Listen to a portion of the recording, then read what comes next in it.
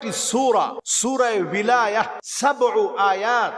সূরা ভিলায়া নামক একটি সূরাকে তারা কোরআনের মধ্যে সংযোজন করেছে, যেটা ৭টি আয়াতকে তারা নির্ধারণ করে ৭টি আয়াতকে তারা মানুষের কাছে প্রচার করে। আপনারা আয়াত যদি শুনেন অবাক হয়ে যাবেন।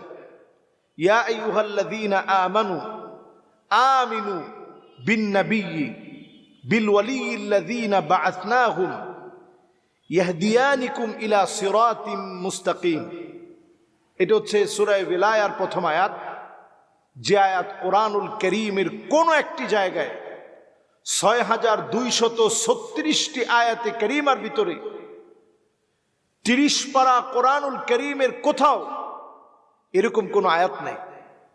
এই আয়াত শিয়াদের উদ্ভাবিত, তাদের মন গড়া আয়াত। এমন একটি আয়াত বানানোর কারণেই ঈমান ধ্বংস হয়ে যাবে, বিশ্বাস করলে ঈমান থাকবে।